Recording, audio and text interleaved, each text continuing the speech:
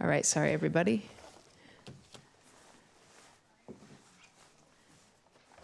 We're good? Okay, awesome. All right, good evening, everybody. Welcome, this is a weird day and time, to our special meeting, very special because of the stupid power outage. It is Monday, November 25th. I will call to order this meeting and have our city clerk start with our roll call. Mayor Kaylee Clark. Here? Deputy Mayor Karen Howe. Here. Councilmember Amy Lamb. Councilmember Pamela Stewart. Here. Councilmember Kent Treen. Councilmember Sid Gupta. Here. Councilmember Roshino Farrell. Here. Great, thank you so much. And we did message Councilmember Treen, so hopefully he is on his way. Next, I will have Councilmember O'Farrell do the Pledge of Allegiance. Yeah.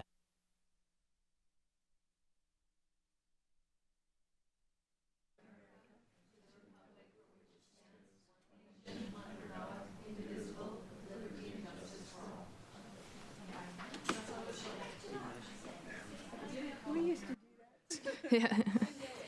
Okay, I will go ahead and read the land acknowledgement. We acknowledge that we are on the indigenous land of the Coast Salish peoples who have reserved treaty rights to this land, specifically the Snoqualmie Indian tribe. We thank these caretakers of this land who have lived and continue to live here since time immemorial. First up, I will entertain a motion to approve the agenda. So moved. Second? All right, moved and seconded. All those in favor say aye. Aye. Aye. Opposed? All right, thank you. We will start with public comment first. So this is just regular public comment. We will have public comment for the 3 hearings as well. So we will start in the room if we have anyone signed up. Nobody? All right. Okay, did anyone get a chance to sign up? Oh, sorry. Mayor, unrelated, Councilmember Treen apologizes. He's running about 25 minutes behind. Okay. And he'll be here thank as soon you. as possible. Awesome. Did we have anyone that did not get a chance to sign up for, oh, yeah, go ahead. And then just state your name and your city of residence, and you'll have 3 minutes, yeah. And it should be a green light on the microphone if you hit that. Okay, can you hear me? Yeah. Awesome, Yeah. thank you. I'm sorry, I apologize. I didn't know I had to sign up. This is my first time. I'm not sure about the protocols here, so I'm here to just make a public comment on behalf of my neighbor and myself regarding the recent storm and the city's response to the storm. This is from my neighbor who had a tree fall on their house and split their house into half like a knife on a cake. This is their blurb, and I'm quoting them. "We had a healthy tree in our backyard that caused catastrophic disaster by falling on part of our home. This damage has disrupted our lives. We're lucky to be alive just because we're not home on that particular evening. With global warming, we can expect more such frequent storms and heavy winds.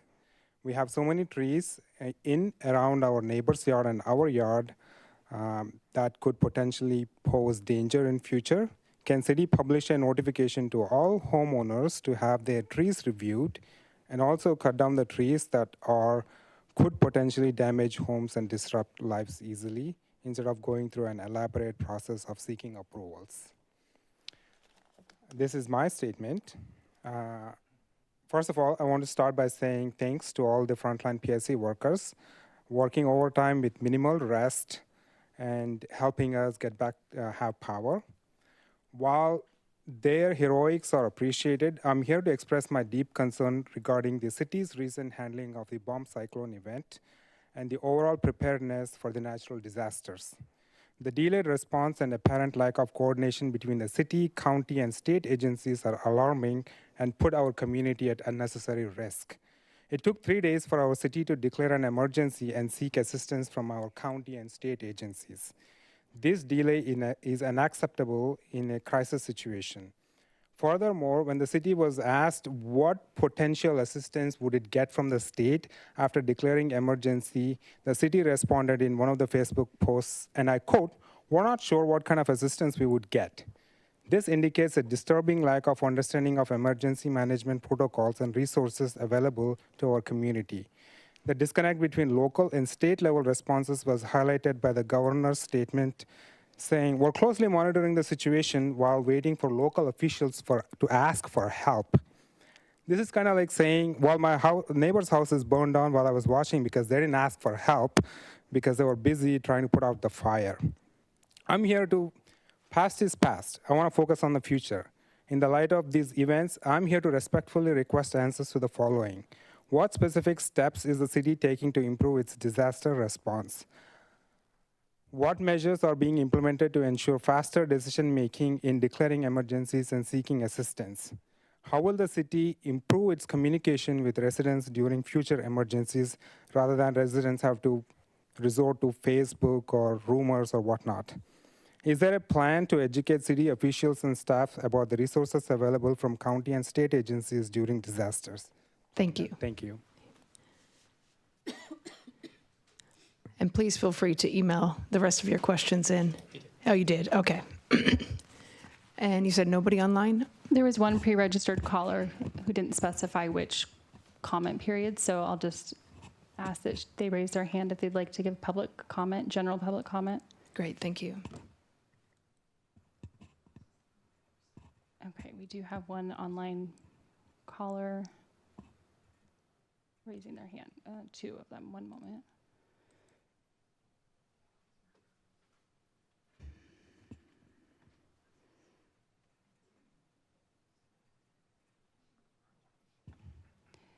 Okay, you can begin your public comment.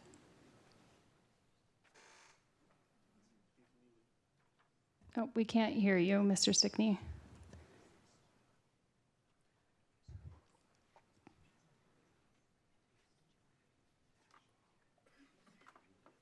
No, we cannot hear you. One moment, let me see if we can, if it's anything on our end.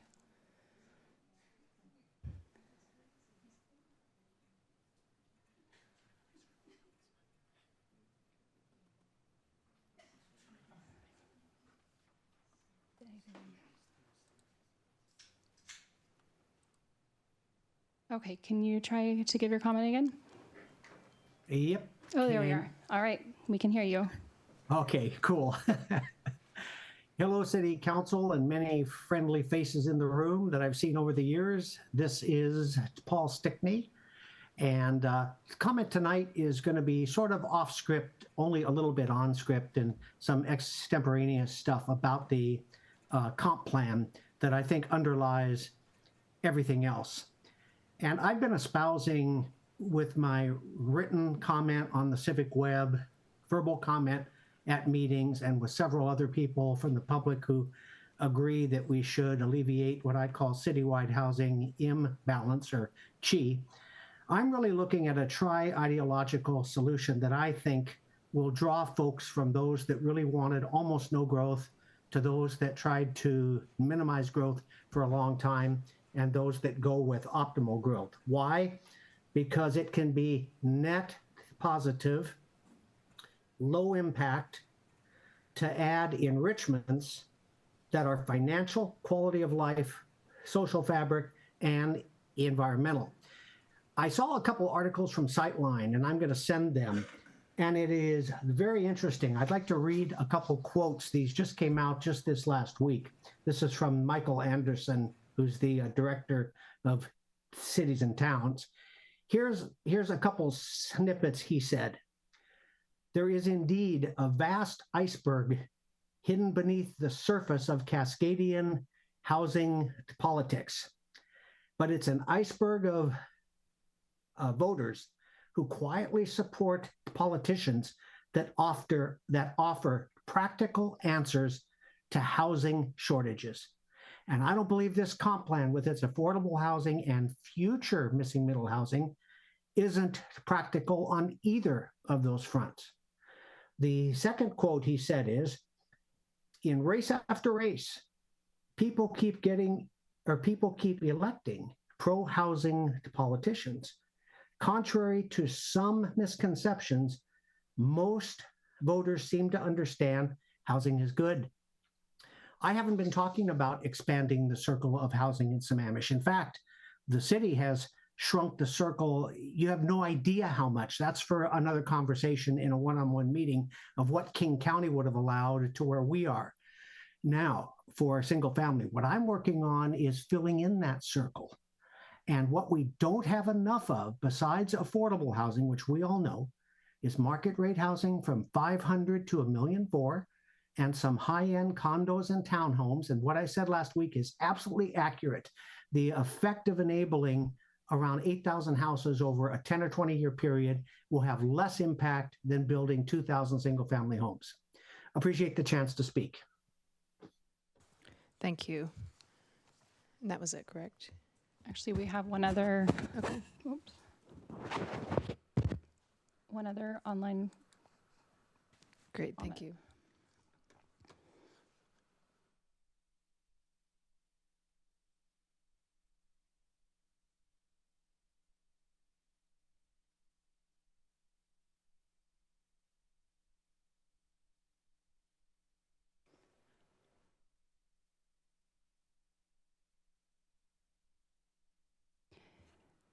Okay, Nancy, you are promoted. You're able to give your comment.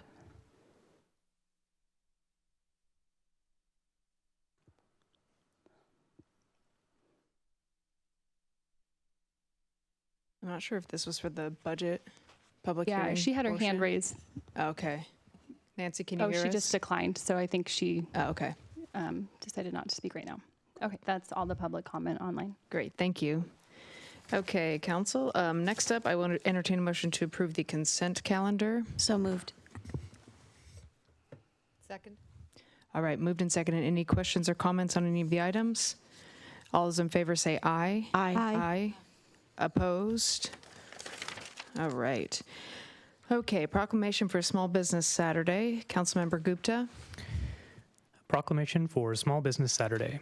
Whereas Saturday, November 30th, 2024 marks Small Business Saturday, a day dedicated to celebrating and supporting small businesses for their vital contributions to local economies. And whereas founded by American Express in 2010 and co-sponsored by the U.S. Small Business Administration, this day encourages consumers to shop local and support nearly 34 million independent businesses nationwide as they navigate ongoing challenges. And whereas the City of Sammamish celebrates our local small businesses and the contributions they make to our local economy and community. And whereas 99.9% of businesses across the U.S. are small businesses, these businesses accounted for nearly 2/3 of net new jobs added to the economy over the past 2 decades, and their innovation and local investments continue to drive economic growth. And whereas in 2023, consumers spent an estimated $17 billion supporting small businesses on Small Business Saturday, and nearly 72% of U.S. shoppers plan to support independent businesses during the holiday season. And whereas the City of Sammamish recognizes the importance of continuing this momentum by encouraging our community to shop local, dine local, and support the unique businesses that help define Sammamish's spirit. And whereas advocacy groups, public organizations, and businesses across the country have endorsed the Saturday after Thanksgiving as Small Business Saturday, celebrating the vital role of small businesses in job creation, local investment, and community vibrancy. Now, therefore, Kaylee Clark, Mayor of the City of Sammamish, on behalf of the Sammamish City Council, does hereby proclaim November 30th, 2024 as Small Business Saturday, and urges the residents of our community and communities across the country to support small businesses and merchants on Small Business Saturday and throughout the year. Great, thank you so much. All right, Scott and Mike for the storm response update. Yeah, thank you, Mayor, Council, and community. While Mike pulls the slide up, I just want to start off by saying a huge thank you to the community for your patience and for coming together and supporting your neighbors during what has been described by long-term folks here at the city as the most impactful storm we've had in the city's existence, which is, as we just hit our 25-year mark. So with that context, we wanted to give an update on where things are at the moment. We are still in storm response, and we will come back on December 10th, hopefully with a more complete storm sort of update and review. But for tonight, just want to fill folks in on what's happening and what's still happening throughout the city. So, Mike, if you would.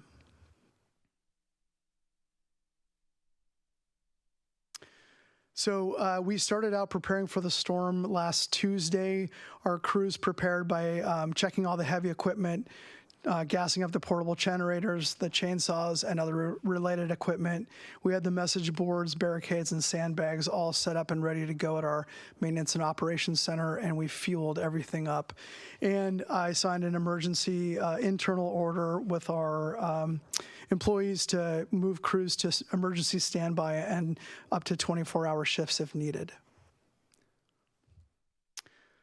And then the storm hit. It started off in the afternoon of Tuesday, November 19th. The first tree was reported down actually at about 2 p.m. Internally, we sent all the staff home by 3:30 to make sure everyone could get home in time. And forecasted winds were 30 miles an hour sustained, and we got up to 55-mile-an-hour gusts up here on Sammamish. As most of you will know, this was a strange storm in that it sort of circled and went right up the I-90 corridor. So other communities that were a little farther afield weren't really impacted nearly as much as Issaquah, Sammamish, parts of Bellevue, and Mercer Island. Many roads, as many of you know, many roads were blocked by down trees and power lines. Nearly the entire city lost power and internet, and cell service was disrupted. I think this is one of the more unique pieces about this storm is that for the first couple of days, cell service was really hard to come by.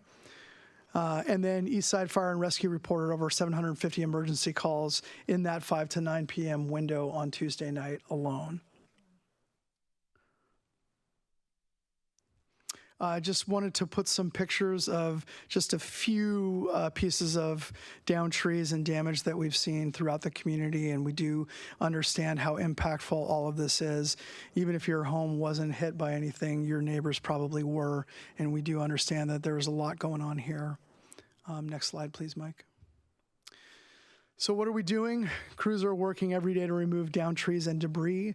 We're starting with our priority routes to make sure that we can keep life safety open and accessible. We're collaborating with EFR and Sammamish Police Department to go to where we're needed the most. Unfortunately, our response is restricted by Puget Sound Energy because the down lines have to be addressed before we can go in and start clearing out the trees and other debris. So we've tried to push the debris out of the way where we can, and where we can't, we need to wait for PSE to come in and do their work. This definitely hampered our response, but also we wanted to make sure it was safe for everyone because there were down lines all over the city and people were driving over them and under them, and that's not a safe space to be. Debris management will continue to be a long-term response. As I said, all we've done to date mostly is push the debris out of the way so that the roads are passable, but we've still got all of that to try to clear out, and we will be focused on the city rights of way and getting the debris out of the way, starting with as if you've driven around town, you will know that there are some cut logs that are just barely inside the white fog line on the right-hand side. Those are our first priority so that nobody accidentally runs into one of those. And then we'll move our way from there, getting all the rest of the debris as we go. This will probably be, I would say, a 2 to 3 week at best proposition to get all that out, just out of our right-of-ways.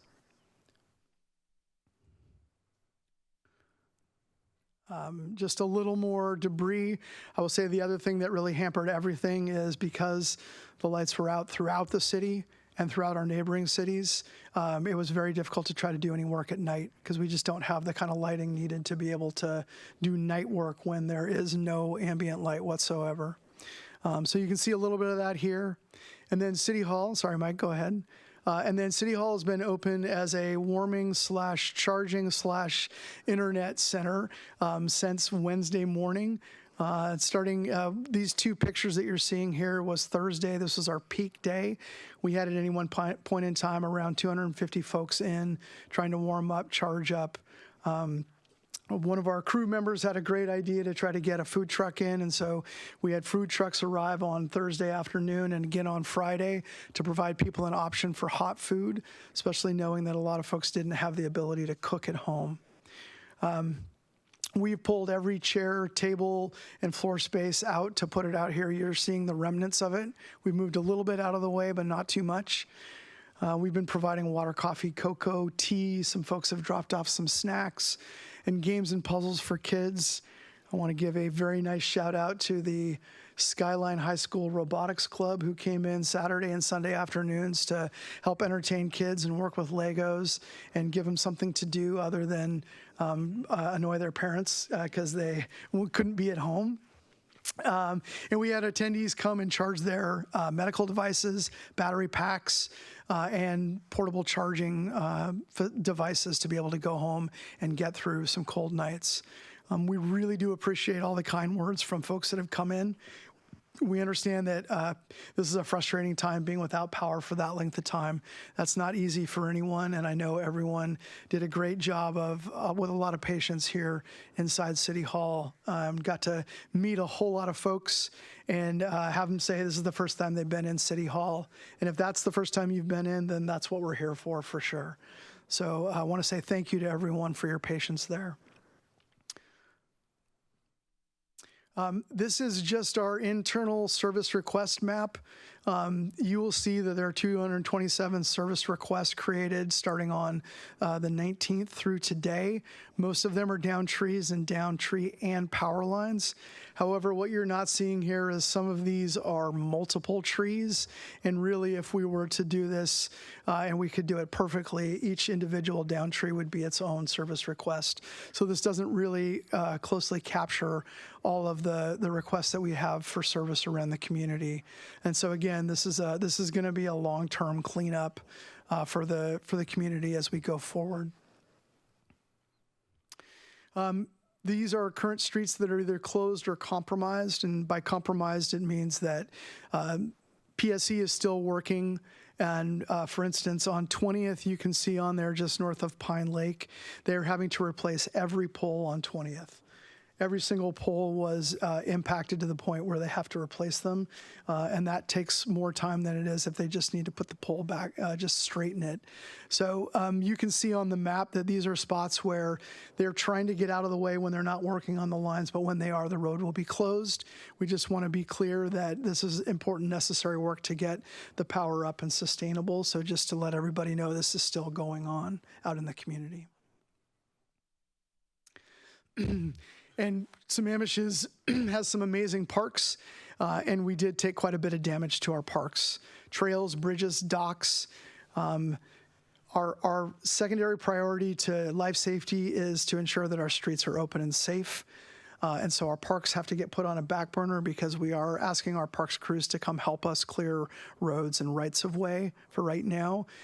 We also need to ask the community's patience because we need to close a few parking lots to be able to store debris as we clear it. So then we can bring in the big dumpsters and clear the debris from the parks.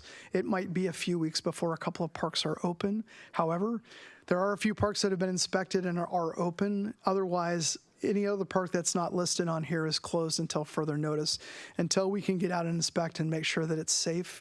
We have a lot of trees that are hanging on other trees out there that the crews need to go in and make sure that they can get those out of the way so that they're safe to come back into. So what you'll see on there are parks that are open and available for the community. And in the meantime, again, we ask for your patience while we make sure it's safe for everyone to go back out into the parks.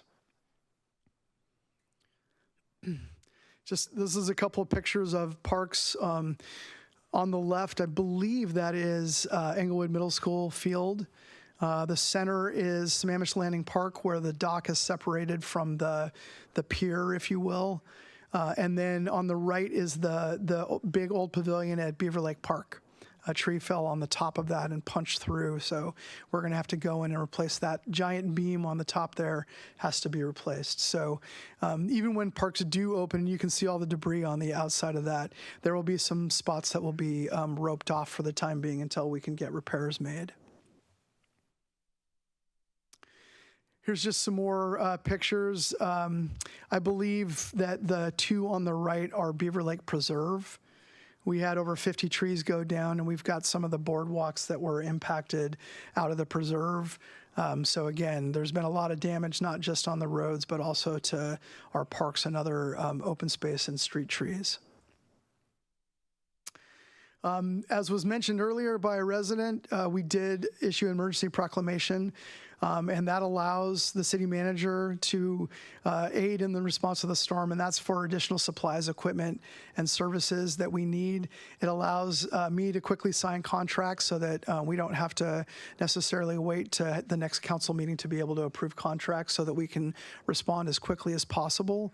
And we are asking the state and federal government. We've been starting on that from the very beginning. However, this was a very localized storm, and so we are continuing to reach out and ask our partners to support our request for federal emergency management money so that we can reimburse some of the costs from the storm, because this will be a pretty costly storm response. We'll come back to council on the 10th with an initial estimation at that point in time, recognizing that we will not be done yet at that point in time. So just want to be clear with what that emergency proclamation actually does. Just relaxes a little bit of our rules to allow us to be as nimble as possible. And then people were asking when they were here at City Hall, and there were great questions about what residents can do in the meantime. We are posting on social media and on the city website and our Facebook page constantly. One of the interesting parts earlier in the storm is that nobody had internet access, and so it was a little hard to get information out. But as folks have come back online, there is a ton of information on there. We are pulling together a storm response page where we can put all this in one place. That should be up hopefully by tomorrow morning. You can call 911. Eastside Fire and Rescue is back on full emergency response. Our Sammamish Police is ready and able to respond. Use the SeeClick Fix app or on our website to report non-emergency hazards. We see all of them, and we will put them in the system and get to them as soon as we can. Please avoid placing debris in the right-of-way.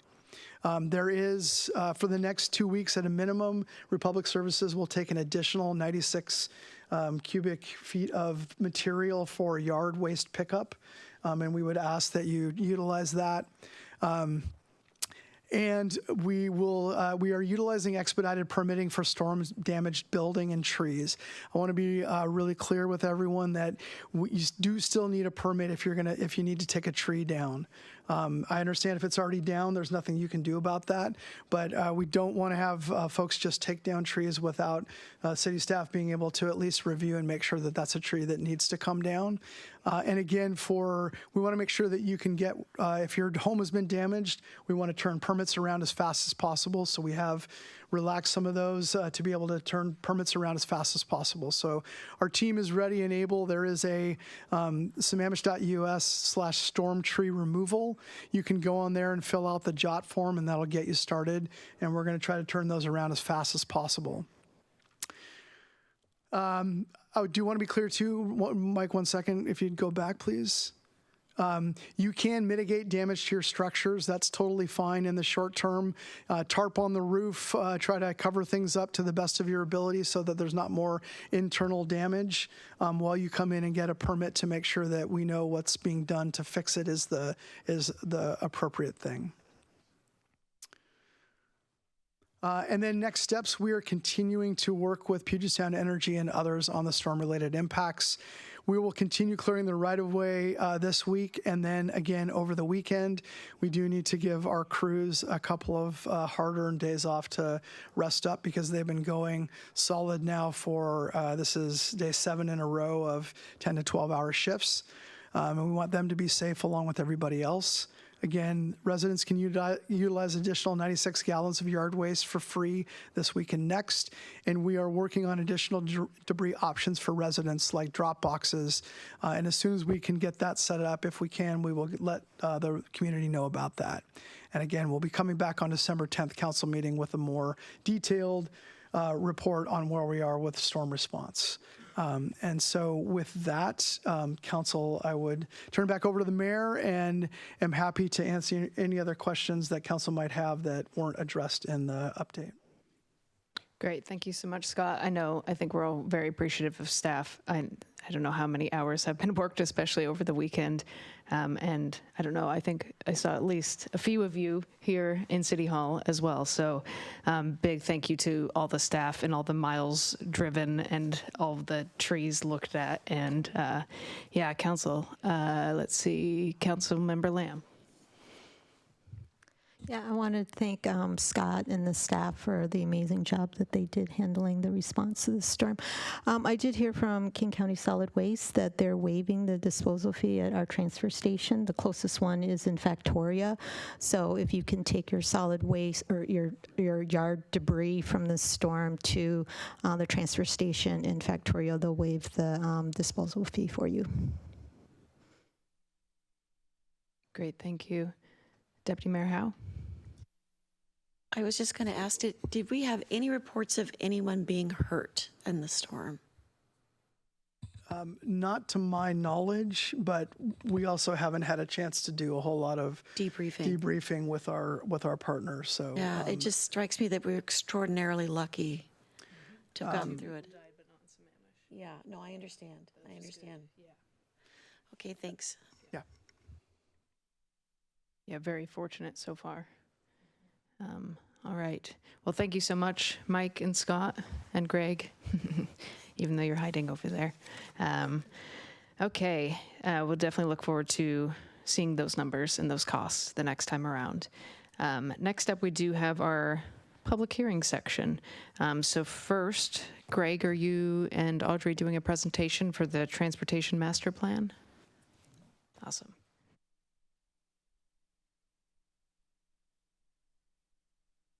Good evening, Mayor, Deputy Mayor, and Council. We are very excited to bring to you tonight our 8th public meeting for the Transportation Master Plan. Joining me tonight is Greg Samatillo, our Deputy Director of Public Works, Lindsay Channing, our Transportation Planner, and Sarah Keenan with DKS. She's a Transportation Engineer and Planner who has been supporting our Transportation Master Plan. Next slide, please. As I mentioned, this is the 8th public meeting. We've accomplished a lot in the last few months with the Transportation Master Plan. We're very proud of the plan that is in front of you today. The plan represents our 4th draft. We are planning to update the 5th draft in time for the council meeting next week. We are asking council this evening to open and conduct the public hearing and hold the public hearing open until December 3rd, where we'll ask council to adopt the TMP. Next slide, please. This is more of a reminder, but just wanted to remind the community of what is included in our Transportation Master Plan, or TMP. Of course, the TMP reflects community input. It is compliant with the Growth Management Act, or GMA. It has many implementation strategies. What is new for the city with this comprehensive plan update is our multimodal level of service. And of course, we have our constrained project list, which is the equivalent of our 6-year Transportation Improvement Plan, or TIP, as well as an unconstrained project list. Next slide, please. To date, we have received great comments and feedback on our Transportation Master Plan. We've received positive feedback from the Puget Sound Regional Council, or PSRC. We've received over 180 comments from City Council and Planning Commissioners, so thank you very much for your comments and feedback. Each one of those comments is addressed in our comment matrix, which can be found on the TMP's website online. That website link is available in a future slide. And we've had a recommendation for council to consider adoption of the TMP. As I mentioned, this is the 4th draft. On the 4th draft, we received over 100 of those comments. Again, those are in the matrix if they were included, and an answer to those. Next slide, please. There were a handful of key changes that we did want to highlight today between the 3rd draft and the 4th draft of the TMP. There were a handful of typos and corrections that were adjusted with this draft. We also made a global change to further refine multimodal level service from standards to guidelines so that it reflects what multimodal level of service is. Right along those lines, we also refined section 2.5.2 of the TMP to clarify language about both level of traffic stress and how that is related to level of service. In addition, we added 4 additional projects to the unconstrained project list based on some road. One is the road stabilization project on East Lake Sammamish Parkway, and 3 other locations through the city where we are monitoring road settlements and will likely be a future project to reconstruct that infrastructure. as well as the last addition is we amended Appendix B to refine the methodology utilized for the travel demand model and provided a little bit more detail about our housing or dwelling unit numbers. Next slide, please. Hopefully you'll recognize this slide. We're just a little bit further along in the process this time. Again, we would love to continue the public comment from the community as well as council. We are accepting public comment through the 3rd. And we can plan to incorporate any comments received either into this TMP or the TMP update plan for 2025, which I'll go over in just a few minutes. I do want to point out the link for the TMP webpage on this slide, as well as Lindsay Channing's email if you'd like to send her comments directly. Next slide, please. Okay, so we'll have a wonderful TMP December 3rd, and we're actually already planning to work on the TMP update in 2025. So that TMP update will be consisting of some refinements and incorporating a lot of really important transportation planning work that we have planned for next year. We've already started on some of this work, along with updating our unconstrained list and some project prioritization efforts. And I'll go into more details on the next slide. Hopefully this slide illustrates for you some of the work that we have planned. We are already starting on our bike and pedestrian mobility strategic plan. The Town Center SEIS, or Supplemental Environmental Impact Statement, is ongoing as we speak. Both of those will be incorporated into the TMP update, along with our pavement management strategic plan, our efforts for the Sahali Corridor Study, as well as next year's TIP, which covers the next 6 years, 2026 through 2031. Those will all be incorporated into the 2025 TMP update.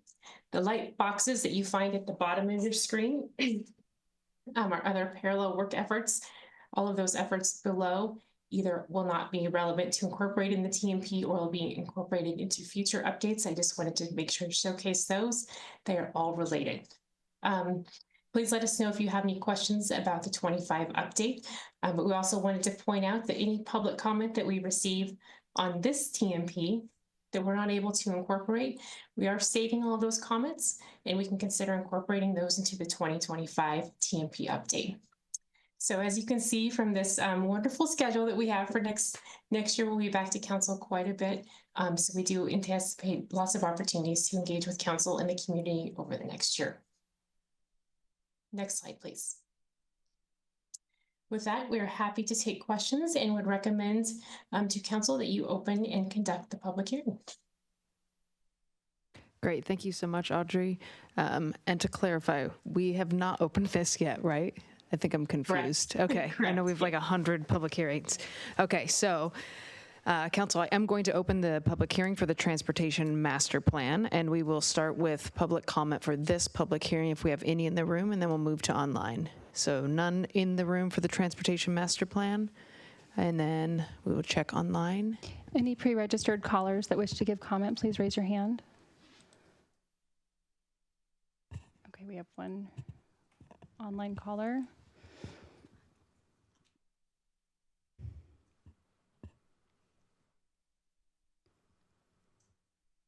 All right, Mr. Stickney, whenever you're ready.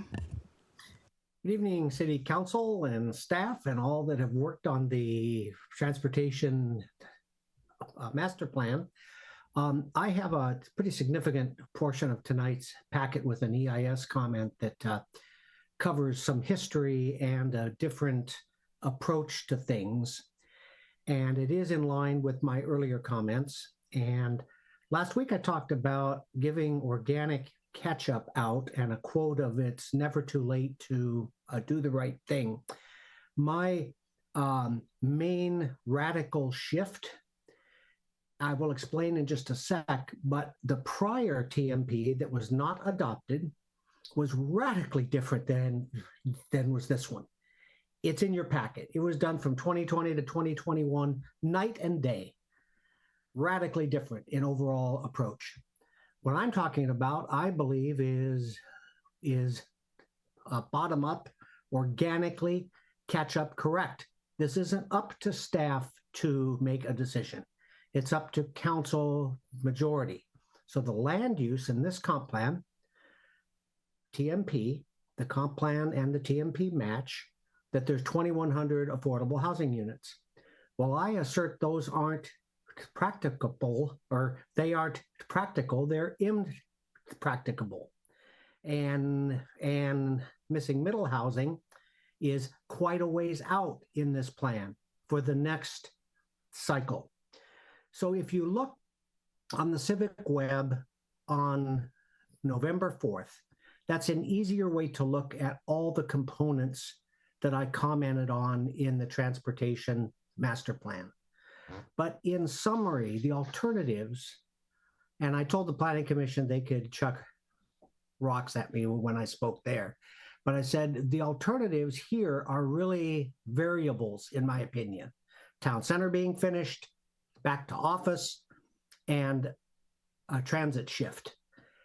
I am suggesting that there is a baseline in this plan of what happens if there's no new growth. The community needs to know what part of our road projects are still remnants from King County that fall on our backs. Alternative one that I suggested is the 2,100 affordable housing units. That's gotten a lot of bandwidth, leave it in. Alternative two is what I'm talking about.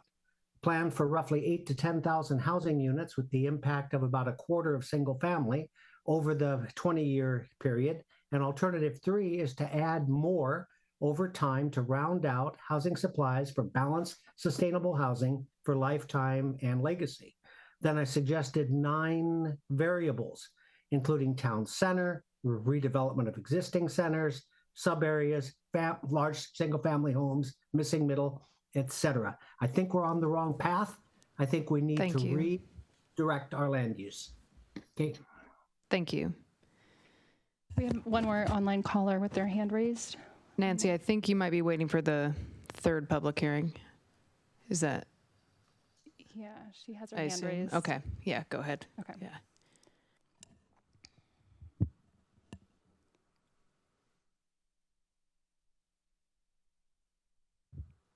Okay, she declined. Great, thank you.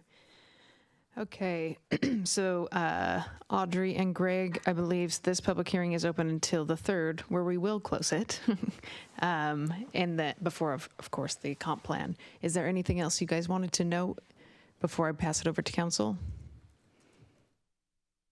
Awesome. Nope. Thank you, Mayor. Okay, council, any questions or comments? Councilmember Gupta. Yeah, I wanted to thank Audrey and Greg and the rest of the staff one more time for all the work they've done on this. I'm very impressed with everything that it covers. I know that we've done a lot of planning work this year. I'm looking forward to the update in 25 along with the bike and ped plan. The only question I had, and this is very much a me thing, but on page 24 of the plan or page 171 of the packet, there's a figure 6 that talks about pavement condition index trends, and for the life of me, I cannot understand what it is communicating. I would appreciate a legend, or maybe I need to be taken aside and given a remedial lesson, but I don't know what it's showing. So maybe I'm alone in that, but I would appreciate some more information there. And then this comment's already reflected in the matrix, but I just wanted to follow up and say I would like to have speeding data designated for inclusion in the 2025 TMP update. And one more question. We got public comment earlier today via email that had some concerns about how the TMP is updated in relation to the comp plan. My understanding was that by including the TMP as part of the comp plan, we could update the TMP separately without having to go through the comp plan amendment process. Could you maybe walk us through that just for some clarity? Absolutely. And just to address a handful of your other inquiries too, we're more than happy to meet and talk about pavement anytime, but we can look into clarifying or adding some language to that table or that page regarding pavement condition index, as well as the data for the 25 plan. In terms of updating the TMP, so there is several charts in the executive summary section of the TMP. It does delineate between different areas of the of the TMP that may need to be updated if it would need to go through our annual docketing process, because it will become part of the comp plan. There's other areas of the TMP that are not related to the Growth Management Act that we could choose to update kind of more administratively with council. So all those areas are highlighted in I forgot what pages, but the executive summary section of the TMP. Awesome. Thank you so much. All right, Council. Anyone else for the TMP? Councilmember Trine? Yeah, thank you, and I apologize for my tardiness. There was an accident on 202, which delayed me by quite a bit. Audrey, so I'm curious on the Transportation Master Plan when it gets to 5.2. Here, let me go. Future transportation vision to a multimodal network. And one of the questions that with the events that just occurred over the last week here, seems to me that if the Transportation Master Plan currently if the future vision is to have multimodal, would staff or would the professional transportation people agree that we would need to address the issues that are the choke points on the north and the south end of the city?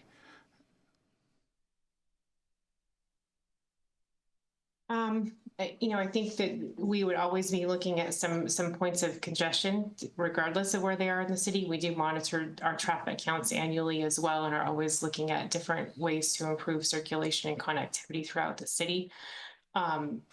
In terms of the event of this last week, we are looking at, even with the TMP and planning additional ways that we can increase connectivity with different modes of transportation. That's why we're focusing on multimodal level of service. So hopefully that answered your question. It doesn't, and not to be contentious here, but the reality is that the fact that there's nothing on this TMP that addresses the issue with Issaquah at Issaquah Falls City Road out to the Issaquah Pine Lake intersection, which we now own the property to the corner, that roadway which goes down to two lanes is a choke point. And so I'm just looking at, even if I wanted to take my bike to go off the plateau, to go down to Issaquah, and even, which I have the ability to do this now with an electric, to go to Bellevue, where there was power, I wouldn't have the ability to do that safely. And then if I wanted to take transit, which I saw the bus, stuck in that same traffic. So with no dedicated lane and a choke point there, traffic's not moving, neither's transit, and it's not safe for bikers. So multimodal, if that's the future, I don't disagree with that should be the vision. I think that's absolutely the way it should go. But this current plan that you have proposed to us, if it's not addressing these choke points over the next 20 years, would it be a traffic engineer or the staff's professional opinion that those roadways should be improved? Even if I have to go to Sammamish or WashDOT or to Redmond and King County to improve those roadways. So I'll just add on, and please, Sarah, Lindsay, Greg, jump in. But that particular intersection doesn't fail currently, right, in terms of congestion. So we are looking at, with multimodal, shifting our mode. And so if we can look at some improvements through the transit enhancement studies that is funded in our TIP, to look at some ways that we can improve transit. There's different things that we can look at in terms of queue jumps that we're already working with DKS on. Those are types of things that can hopefully shift a little bit more of the public's use for transit, as well as accessibility to transit. So we're already looking at some of those things in terms of the other modes of transportation. We have our bike plan that we're already working on that with DKS, and we're just finalizing our council schedule for the next year, but we're already internally working on that plan. That'll highlight some of the connectivity gaps with different modes of transportation, especially pedestrian bikes and e-bikes throughout the city. So that'll be a whole separate project list that'll be added to the TMP next year. And Lindsay, Sarah, Greg, please jump in if you want to add more. Thank you, Lindsay Channing here. I would just add that part of the TMP has a constrained project list, which is also our 6-year tip. And on that, in that document, we have a number of corridor studies planned over the next 6 years, and Issaquah Pine Lake corridor is one of those. So it not only will consider the roadway itself, but also how we can incorporate multimodal travel. As an example, I know that's only one of our corridors, but we do have a number of different corridors on our priority list. Is there anything on your priority list that would include the annexation of the area that is unincorporated King County on the Issaquah Falls City Road at where, in a sense, where Duthie Hill Park is, where travelers of the city actually leave the city of Sammamish, go in and unincorporated King County, and then enter back into Sammamish? Councilmember Train, let me jump in on that one, because I believe what you're referring to there would be something that would be addressed in the comp plan, not in the TMP. Our potential annexation areas is a component of the comp plan review. Thank you, City Manager McCall. I totally agree that that's where it should be, but I'm also looking at it that if it's to be there, then it also would need to be in the transportation master plan that says, hey, if connectivity or multimodal transportation is what we're looking for, we already know that people who live in Falls City who are coming in to work at, say, T-Mobile or even at Costco or wherever they're coming in to work, they use that roadway. And so, which is the way I should have taken tonight, by the way, probably could have got here faster. But the reality is that roadway has a challenge. And so if it's not being addressed in this comp plan, which is to cover the next 20 years in our transportation master plan, which is also a 20-year projection, that would then drive what Lindsay Channing was talking about, the 6-year plan, then what, you see where I'm coming from is, it's a progression, right? We set this model that says, here's what we want to accomplish in 20 years, which then drives what I'm going to do in 6 years. So if this isn't being addressed, this particular issue of the annexation or Issaquah Falls City Road out to 202, I know we don't control the whole roadway, right? Just like I don't control where Issaquah controls, and I don't control where unincorporated King County controls, and I definitely don't control the intersection at East Lake Sammamish Parkway, because Redmond does, to do an intersection study on East Lake Sammamish Parkway. Okay. Hi. It's all transportation. This is the transportation master plan that I push, that I think that we should be moving towards versus the one that's being proposed by the staff today. So at this point, I just want you to, straight up, I'm not in favor of this transportation master plan as it is written, because it doesn't address the issues that was clear over the last 5 days that were lacking in the city when it comes to not just transportation, how do I move people, but I can't get goods and services even to the city. So if we're not addressing the safety, which I swore on the Constitution as a representative of the people of the United States, I'm governing, and so my responsibility, our responsibility, is for the safety of the people first. Protect their life, liberty, and pursuit of happiness. So if this plan doesn't address even that high-level issue, then it's not the plan that we should be approving going forward. Thank you. Thank you, Councilmember Treen. Councilmember O'Farrell. So staff, thank you so much for your work on our very first TMP. Our city is 25 years old, and this will be our very first TMP. I watched the Planning Commission meeting and on their approval of this plan and their feedback, and I took to heart what they said about our school zones and working on those areas going forward. And I heard that you guys are at constant contact with our school districts on those issues, and we'll continue to have those conversations. So this TMP is a place to begin. It's the first one. And this is where we're going to take another review of this. I believe, Audrey, you're saying beginning in March of next year. So this is a place to begin. So the issues that Councilmember Trina, I take your point, the issues that you brought up, that those are things we can take and look at going forward, but we have to begin somewhere. This is our very first TMP. I fully support it, I will approve it, and we'll begin and approve it and put it into our comp plan, and then take another look at it next year and kind of work and bring it forward. So I support this, and I think it's a great first start. So very excited to get this plan approved by the end of the year. So thanks so much for all your hard work. Thank you.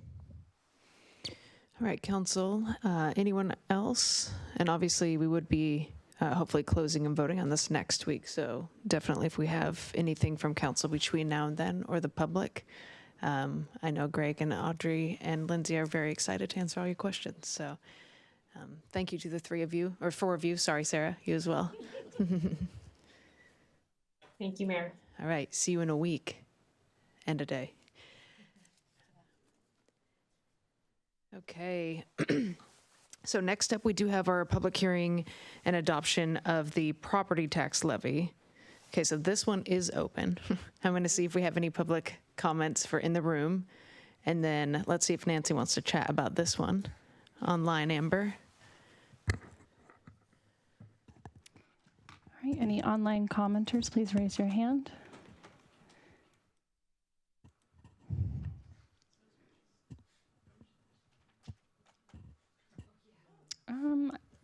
Nancy has declined, so I'm... All right, so it looks like Paul Stickney, if he wants to speak about the property tax levy hearing.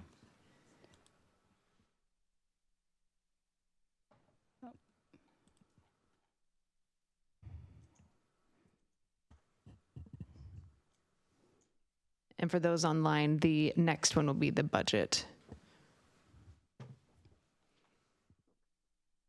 All right, Mr. Stickney, whenever you're ready.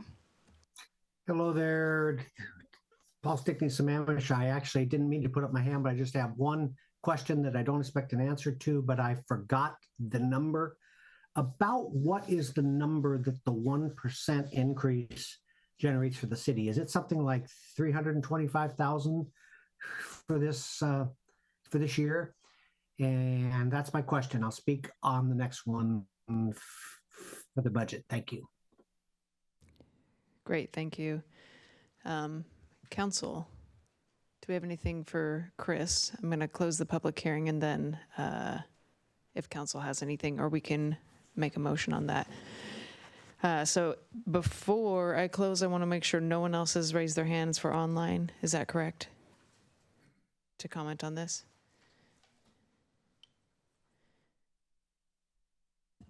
Well, Nancy does have her hand raised, but when I think it's for the last one. Yeah, okay. I think so. All right, so I am closing this hearing for the 2025 property tax levy. And now, council, I will open it up for you. We have Vicky and Chris to answer all your questions, or we can make a motion. Councilmember Stewart? Yeah, can we go ahead and get an answer to that in terms of the dollar figure? I think that's about right. Sure, Mayor, we're happy to do that. Vicki, I believe if you wouldn't mind just jumping on, what is the 1% increase for this year? Sure. Excuse me. Yeah, I believe it's about $300,000, but if you give me a minute, I will look during the rest of the presentation and get back to you, but I believe it's about $300,000. Oh, looks like Chris might have it. Oh, Chris. Excuse me. Nice. It's $302,446, and that's calculated by King County for us. I can't write that number out, but that's okay. Yeah, 302, okay. All right, Council. 302-446. Thank you. Do we have any other questions or comments on this before I entertain a motion for a vote to pass, or do not? Okay, I will entertain a motion. Deputy Mayor Howe? I move to approve that we adopt the ordinance for the 2025 property tax levy. Second? All right, moved and seconded. Would you like to speak to that motion? I do not. Any other questions or comments from council? All those in favor for the 2025 property tax levy, say aye. Aye. Aye. Opposed? Great, thank you. Thank you, Chris.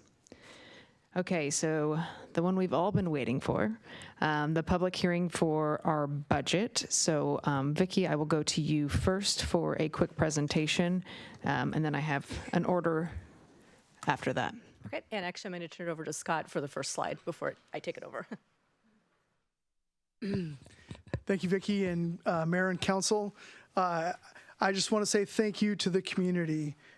This has been quite a process, and we are at the end of a long set of meetings and public outreach and a lot of work done by the staff. I want to say thank you to everyone involved, because this has been a lot of work, and I think that it's a better process and a better product at the end of the day. So we have had approximately 379 participants in some form of budget activity. Recall that we were out at farmers markets over the summer and public hearings and and online forums asking for feedback on the budget. We have had a number of public comments throughout the budget process. We have had 11 budget meetings since June leading up to this, and we've responded to 100 plus questions from and through the council in one form or another. On the city staff side, we've done 2 separate rounds of budget reductions to get us to where we are today. And for the budget team, there are 400 pages of budget and CIP that took a team effort to put it all together. But it is with the intent of being transparent and trying to share out as much information as possible for everyone and put it all in one place. It might take you a few minutes to scroll through, but you should be able to find everything that is in there. And so I want to say thank you to the team before I turn it back over to Vicki to finish the presentation. So thank you. All right, so I'm going to recap the work that has been done in the last several months to bring us to where we are tonight. So earlier in the year, council had directed staff to maintain the same level of service as we have today and hold staff harmless through the budget process, and we have tried to do that. All full-time positions included in the budget today are included in the 2025-2026 budget. We are also following the recommendations of the Fiscal Sustainability Task Force, acknowledging that a structural imbalance does exist, and if we want to maintain the same level of service, that new revenues will be required. We'll be working to develop a 6% utility tax early next year with the goal of it taking effect January of 2026, and also start exploring the creation of a Metropolitan Park District. Number of cost-saving measures have been applied to all departments. What-ifs and contingencies have been removed from the budget, along with reductions in administrative costs, seasonal positions, and overtime. And we will continue to look for ways to reduce the budget where we can as we move through the rest of the next biennium. Final reminder that the net result of all of this work is that the 2025-2026 biennial budget for the general fund increased by 0.5% over the current biennial budget. So I also want to take time to remind everyone about the changes we made this year to improve the budget process. By removing the what-ifs and contingencies from the budget, we have created a true partnership between council and staff. If an event does occur next year or the next biennium, we will be coming to you with a budget amendment. We've created greater transparency in several ways. We worked to break out the one-time revenues and one-time expenditures from the ongoing so the structural imbalance is clear. We've also refocused the general fund to be more on the day-to-day operating costs to run the city and move the pavement preservation, which is not day-to-day ongoing costs, back into the street fund. The first citywide capital improvement plan and document was prepared and presented to council the 1st of October, which works towards fiscal sustainability by outlining the capital needs for the whole city for not just the next 2 years, but for the next 6 years. Also improves trust and transparency by combining all of this information into one document. We also have a higher level of public engagement than we've had in past budget cycles. As Scott mentioned earlier, we had 379 participate in the activities at the farmers market booth as well as the online survey. We've had budget meetings at every council meeting since the beginning of September, plus several earlier in the year, and the public has been engaged through the process through numerous public comments. And finally, we presented the full GFOA budget and CIP documents to council on October 1st. These documents not only have the numbers, but also the why behind the numbers. Both documents will be updated to reflect all of the amendments once the budget has been adopted, both on our website as soon as we can get everything fully updated. So this is a graphical representation of the biennial budget. The total budget for the next biennium is $331 million. The chart on the left is the major categories of how the budget is funded, and the graph on the right is how the funds will be spent over the next 2 years. And finally, this is the same chart you saw 2 years ago after numbers were updated to incorporate the budget amendments that received council consensus. This chart does not take into consideration the required reserves, but you can see that we're spending down our reserve requirements in 2029, and it's all gone by 2030. This is showing the path without new revenue sources. And finally, to conclude, this has been a long road to get to where we are tonight. I want to thank staff and council for this collaborative process, and once the budget is adopted, I look forward to the next steps. And at this point, I'm going to turn over to the mayor for the public hearing. Great, thank you so much, Vicki. Okay, so we will start with public comments for this hearing in the room first with Michael. Nice to see you, it's been a while.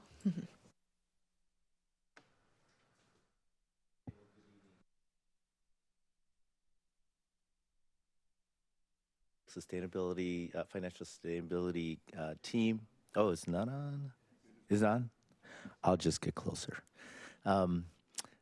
And so it was my honor to serve. I have to say thank you for you commissioning that council. I would also like to comment that when people say that you can't influence what happens in your government, I would take exception to that because it appears to me that everything that we did, and I'll speak for myself on the team, that you followed our recommendations completely. To some of my friends and family, that was kind of a shock.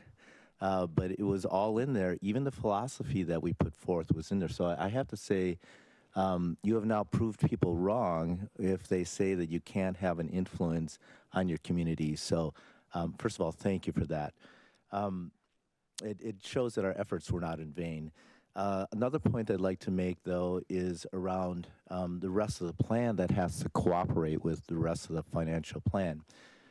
With the 2,100 homes that are in the plan and 2,100 of those as affordable, we talked about this on the team also, and that seems to be kind of a difficulty because if we were to go forward with that without additional housing to support that shortfall, if the city then subsidizes that effort to make that number, it might then affect our recommendation for financial sustainability. So there's a concern. We tried to do it, but remember this was a year and a half ago that we did this. We didn't know the plan at the time, so this is a concern that we might have that plan in jeopardy. And also, if it's higher than that, you would also have to have the infrastructure commensurate with the growth. And again, that might jeopardize the plan. Lastly, I don't fully understand the land purchase for, I'll call it the town square. But I know that I could have this wrong, but I think it moved into the general fund. And I don't know if all those funds are fungible. And again, I would hope that as we do that, it doesn't jeopardize the hard work that the team did to assure that we were sustainable.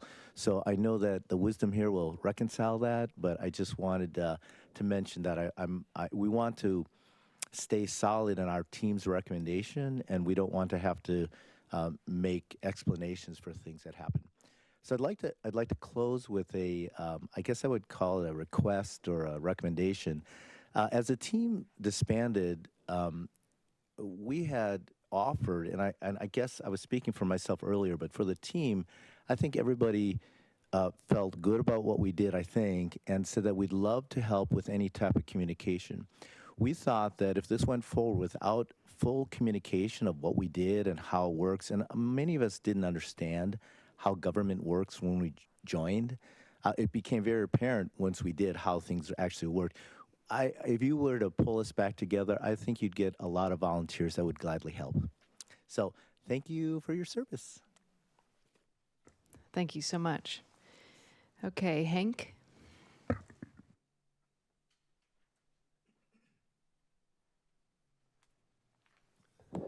Hank Klein, Sammamish resident.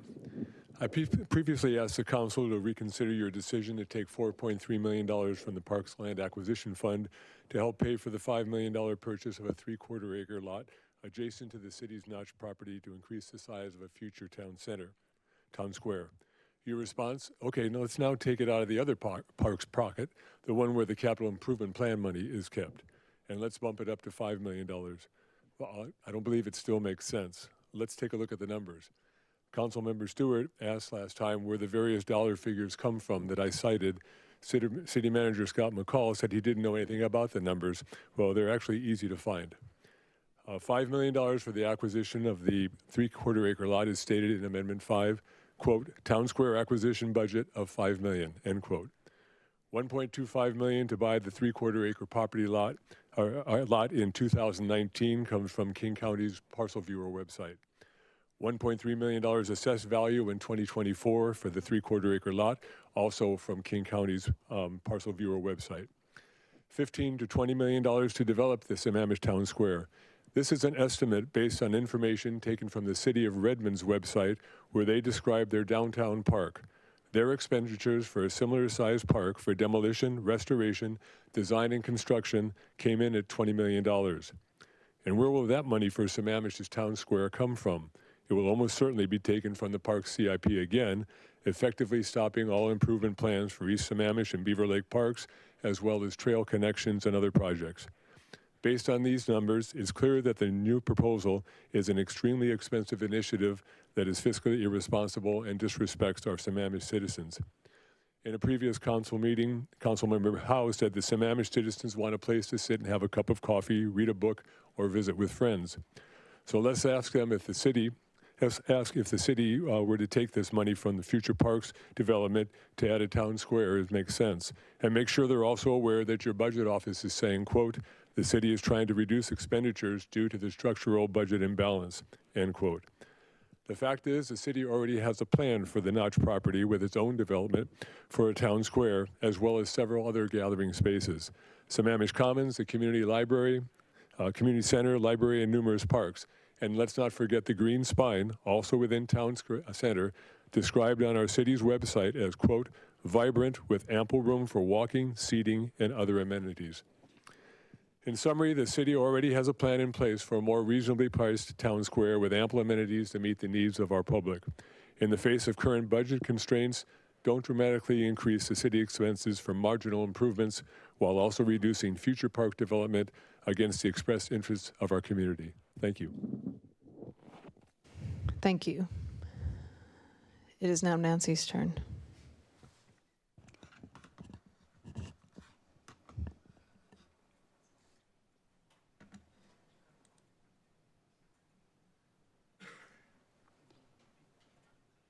Okay, if you'd like to give public comment, please raise your hand. I can just attempt to promote her and see if she accepts.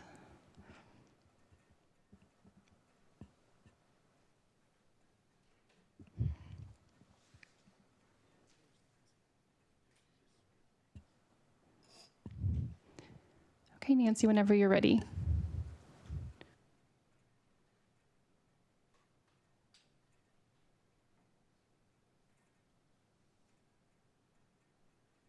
I'm sorry for the confusion here. Can you hear me? Yes, we can hear you. I have had my hand down, but for some reason it said that you guys assumed that I was wanting to speak, so I apologize for that. I'm in Boise with grandchildren for the holidays. So let me begin. My name is Nancy Way. Thank you for giving me the opportunity to speak. I'm a Sammamish resident for 40 years. First of all, congratulations to the Sammamish Council for your vision to improve our community by increasing possibilities for citizens to connect. But I want to talk to you tonight about unintended consequences. These are surprises you get when you don't think strategically. These could be a big surprise wrought by any changes to the budget that remove parks land acquisition funds or transfer parks CIP money for purchase of land to create a town square within the town center development. The optics of any of these ideas will make the notion of creating a Metropolitan Parks District a failure. As you know, a new MPD to fund parks would add a further tax to our citizens and is one of the linchpins proposed to solve the city's long-term budget crisis. I swallowed hard when I agreed that an MPD might work to bail out the city when I served on your Budget Sustainability Committee. Now, I imagine wasted efforts and money on an MPD ballot initiative. It can't be a good idea to ask our citizens to support yet another tax that will include creation of an expensive new town square within the town center development. Citizens will see this new expensive town square as an amenity for the developer. And an MPD package with the addition of a town square is sure to flop. The town center development is mixed use. It will have plenty of places to have coffee or meet for lunch. The Green Spine will offer walking and seating places outside.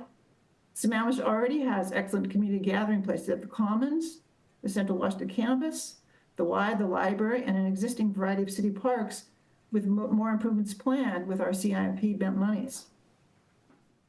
Sammamish's forward thinking and successful acquisition of natural areas is much beloved, and by citizens who would support an MPD.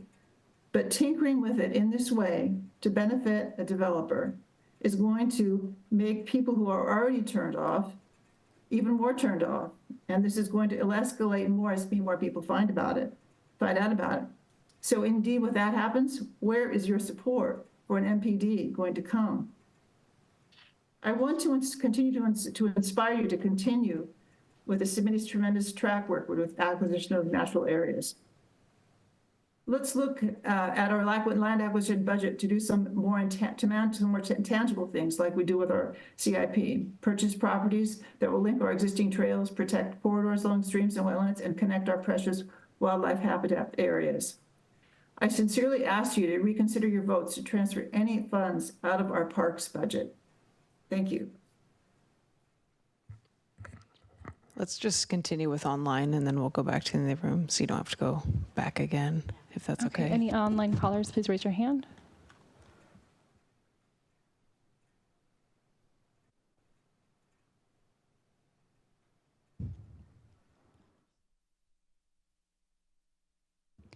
Mr. Stickney, whenever you're ready. Hello, City Council, Paul Stickney, staff. Want to talk a little bit about the budget. I started watching meetings in 2013, attending, and then COVID kind of switched to online, but had a chance to review one or two budget cycles before then. And I don't want to be a Grinch. I'd like to rather be Santa and bring some joy and happiness, but some tough things need to be said. This budget, this 2-year cycle that is adjusted for inflation and normalized on population is some 50 to 60 million more than it was 7 cycles ago. And that's on a per capita basis. Some of the larger issues have been contingency funding eliminated 6-7 years ago to the tune of $5 million a year. No longer transferring $7 million in capital from the general fund, which stopped in roughly 2015. Taking 10% of banked capacity, which was roughly a $2 or $3 million cost or impact to the taxpayers, taking 1% every year, which was easily another $1 million. Development revenues that I estimate to be somewhere in the $4 to $5 million a year are down. And stormwater fees collected have jumped from $2 million to 10 and are forecast to go to 12. Now, these are all burdens on the taxpayers. Now, I agree that in general, development of large single-family homes needed to slow because I believe we have an oversupply. And I'm as passionate about land use as Kent Treen and many others that have different visions. So I support not having lots of revenue from single family, but I don't support from a tremendous upside that could happen with optimizing housing supplies. If we added 8,000 housing units like I'm talking about, 2,000 for affordable, people already here, 2,000 seniors, people already here, and another 4,000 for unplanned and planned changes over life that are people mostly here, that's a $20 million a year revenue for city, $180 million in one-time fees, and save 8,000 families over $3,000 a month. It's time to consider another path. Thank you. Was there anyone else online? No other callers online. Great. Thank you so much, Amber. All right. Roberto?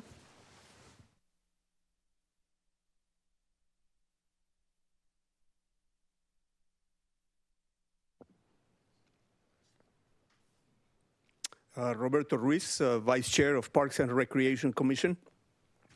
The Commission was very clear last week about how we unanimously opposed your decision to transfer all of the funds from the Parks Land Acquisition Fund to the General Fund to acquire the proposed town square property. In your latest amendment, number 9, you proposed not to touch the Parks Land Acquisition Funds and keep them intact. We appreciate you have listened to our concerns and took action. However, in a clever way, you are now burdening the Parks CIP fund with $5 million to purchase the land, which in your original proposal was to be purchased with $700,000 of general funds plus the transfer of the $4.3 million from the Parks Land Acquisition Fund. In a twist of words, you tell us the Parks Land Acquisition and CIP funds will be kept intact, when in fact, funding flexibility for new projects for the Parks CIP fund is being reduced by $5 million to accommodate the land purchase. Your new proposal, as it stands, is unacceptable to the Parks and Recreation Commission, as it will delay and negatively impact the Commission's missions and objectives and the will of the citizens of Sammamish. Your proposed budget to purchase a town square property from the developer is $5 million. However, King County data shows the property has an appraised value of $1.3 million. Why budget more than 3 times the official appraised value?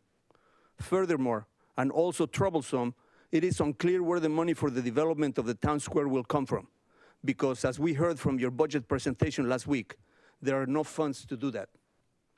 The Parks and Recreation Commission, along with city staff, go through an extensive, disciplined, and comprehensive planning process to pursue projects. This process encompasses several steps that require much time and effort. Your decision to develop a town square popped out of nowhere, skipping any planning process. Oddly, the only people I know who would rather have a town square than parks and green spaces is you, and probably the developers who will incur a great benefit. As members of the City Council, it is your prerogative to make unilateral decisions on your pet projects. But commissioners' time and efforts are in vain if you ignore our advice and recommendations. Although we believe a town square will be expensive and is not really needed, in recognition that some city councilors strongly support it, the Parks and Recreation Commission would be willing to compromise to allocate the appraised value of $1.3 million out of the Park CIP funds to purchase the property. As commissioners, you selected us and put your trust that we would work to make our city better. The citizens of Sammamish elected you and put their trust that you would make decisions in the best interest of the community. I trust you will not disappoint us. Thank you. Thank you. Tom?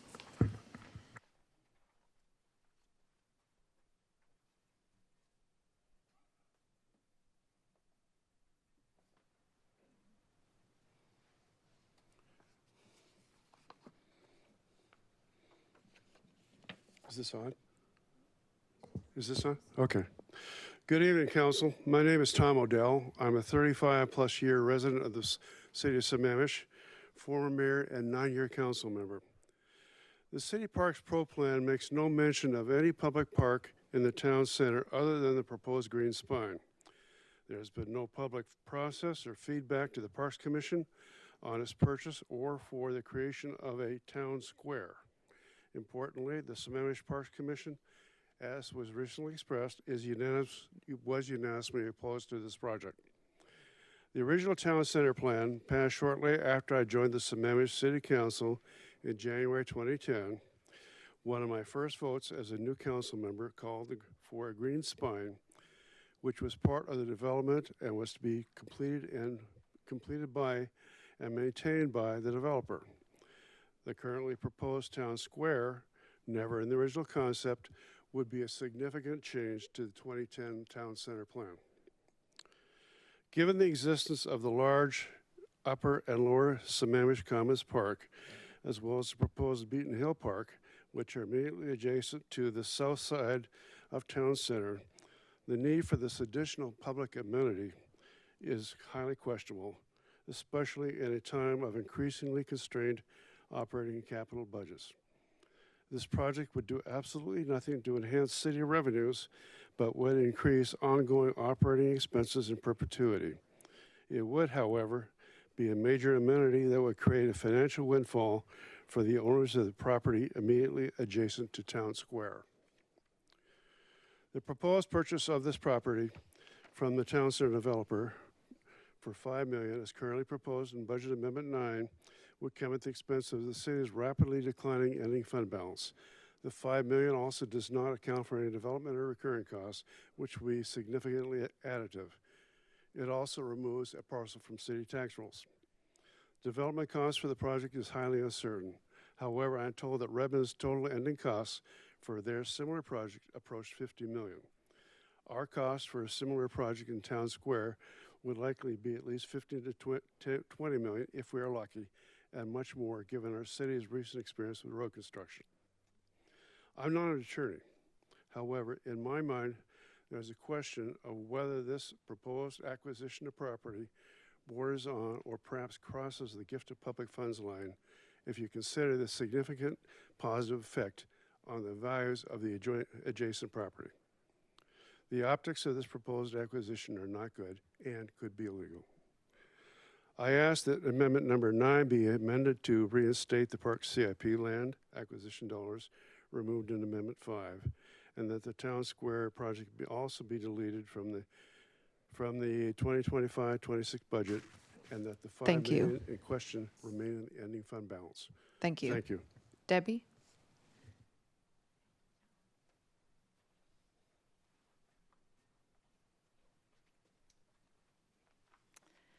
Good evening. Debbie Treen, been in Sammamish since 2010. It's a little bit redundant, but I'm going to go ahead and make my piece anyway. I totally object to spending $5 million on a town square project in an environment where we're already dealing with a huge structural deficit and we're moving $40 million out of our fund balance to achieve this budget. It's simply unbelievable.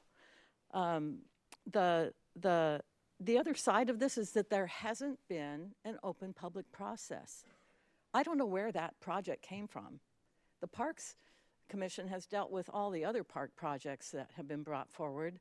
The Planning Commission deals with other projects that are being brought forward. There's a process, and the council seems to have completely bypassed that. I don't know where it came from. It just showed up in September in a budget document. None of us know why it's there, what it's for, and you even admitted in your last meeting, even some of you admitted that you don't know what it's there for. So it just makes no sense. In the proposal that was made this last week to modify it, all it did was take the funds that were designated for the Park Acquisition Fund and transfer those to come from the general fund instead, preserving the Parks Acquisition Fund, which is laudable, but it still doesn't address the overall budget issue. And so this particular project really at this point, has no public support that I can glean, and it's just come at us from nowhere. I'd also like to point out that it's really ironic that here we are facing Parks Commission members being unanimously opposing this, and at the same time, we've got an advertisement and a city notice going out on Facebook inviting people to volunteer for our boards and commissions. What on earth would encourage somebody to do that kind of volunteer work when their work and their output and their comments are ignored? I urge you to listen to the public, to listen to the comments from the Parks Commission, and unless there is some overriding amazing purpose for this, to put it off until we've addressed the overall sustainability of our budget, both operating and long-term. Thank you. Thank you. Karen?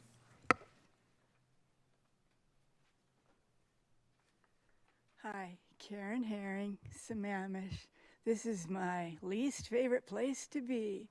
I pretty much live and work in the parks unless I'm having lunch or dinner at home. And I walk to those parks, and as said, I work in them.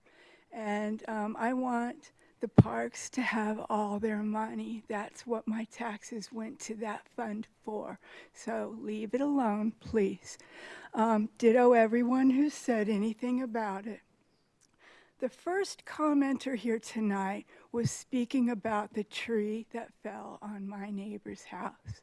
Many of you have seen that house. It used to be an eyesore for me and a disappointment. But when that happened, I met my neighbor, and they are devastated. They can't live there. It's going to be a long time till they can come home. Sorry. And the tree that fell on their home fell because the forest that was clear cut left one tree and none of its buffer to keep that tree from taking all that wind and pie-owing their house. So kudos to Raj for coming up to speak for them, because I don't think they can speak right now. One good thing that happened about that, Roisin, you may enjoy this. I am their friend now, and they are dear to me. I would like this council to reconsider the urban forest management plan and get that back into working here in this city, because we're a city of trees. We celebrate it all the time, and we're not taking care of them, and we're acting like we know everything about them, but some of us do, and most of us don't, and so let's get that in the plans. And I'll give you money for it if that's what you need, but you need to do this. Thank you. Thank you. Did anyone else want to speak on the budget public hearing that did not get a chance to sign up? All right. Okay, so council, I'm going to close the hearing and then we'll open it up after that. So I am closing the public hearing for the 25-26 biennial budget. So first, I am going to entertain a motion to pass the base budget, and once I receive a second, then I'll open it up for discussion. I know for sure we have one amendment that was posted in the agenda packet. So first, I will entertain a motion for the base budget. For the actual resolution of just the base budget minus amendment number 9. And then we'll open up for discussion, and then I can let you. Yes, the base budget does include the 3 amendments from last week, correct? Correct. Yes. And it's an ordinance, Mayor. It's an ordinance, not a resolution, okay? Yeah. So, would anyone like to make the motion for the base budget? Councilmember Stewart. I would like to move that we pass the ordinance for our budget. Is there a particular wording? I move that we pass, I I don't have the number, the ordinance for the city of Sammamish adopting the 25-26 biennial budget with one minor change on. That can come next. Yeah. No, I'm not talking about that. Oh. I'm talking about the actual wording in the ordinance in section 3 for the utility tax ordinance. I would like to propose that the wording be changed to the city manager is hereby directed to develop and potentially implement a utility tax by January 1st, 2026, following the appropriate public process. Because I think that's the intention, is that we wouldn't direct the city manager to implement that tax now, because we do talk about the public process there, so. Councilmember Stewart, appreciate that. If I may, I think you need to move the base budget, and then you can make that amendment to the ordinance itself as a separate component of the, just so that we're stacking all on the same starting point. Okay, if you are pulling that motion. Okay, so I will entertain a motion to pass just the base budget, no amendments. I move that we pass the base budget for the biennium 25-26. Second. All right, it's been moved and seconded. Okay, so now I will open it up. I know, like I said, we do have one amendment for sure, probably two. So then, Councilmember Stewart, if you want to, can she combine those two amendments? No, let's do them individually. Let's do them, okay. Oh, and Emily's here, thank goodness. Okay, I would definitely do one at a time. thank you so much. Yep. Yeah. And if I could make just one comment on Councilmember Stewart's first motion to section 3 or amendment, I would just strike and implement a utility tax, just directed to develop a utility tax, because then that tracks more with the second sentence as well, to the point that was just made. Awesome, thank you so much for joining us. Councilmember Stewart. I want to do what Emily just said. Yeah, okay. I move we do what Emily says. So actually, the motion would be that we modify the language in section 3 to say that the city manager is hereby directed to develop a utility tax. Second. Okay, that's been moved and seconded. So then we can vote on this amendment before we do the next. Did you want to speak to this one? I know you already did, but did you want to say anything else? I think we talk about in the ordinance that we would not implement anything like a utility tax without an appropriate public process. And so we're not going to jump the line there and say, go implement it until we have the public process, and we'll make that decision after that process occurs. Okay, does anyone want to speak to this specific language change? Okay, all those in favor say aye. Aye. Aye. Opposed? Nay. Okay, so 6-1, that little change passes. And then Councilmember Stewart, I'm going to pass it back to you for amendment number 9. Yeah, do you know the page? Sorry. I was just there. Sorry.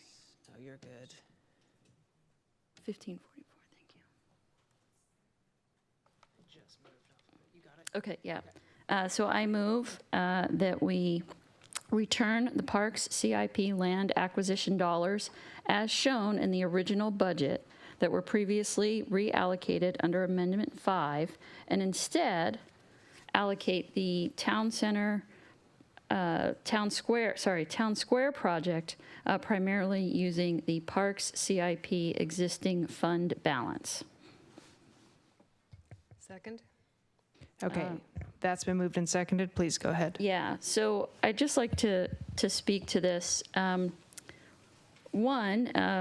We heard from the Parks Commission, and we've been told that we don't listen, but I had 2 really great conversations this evening, and we did listen. We heard and we made adjustments. We heard that you wanted to keep the land acquisition funds, and so we made sure to put those back. We're also, if you read through the amendment very carefully, we are not impacting any of the planned parks improvement projects for the next 6 years. So the Parks CIP is completely intact, and we will not, the plan is as of right now, and I say as of right now because as we know, things can change, right? We have pandemics, we have storms, things can happen and things can change, but as of right now, we have no intention of changing the CIP, the 6-year CIP. I also want to speak to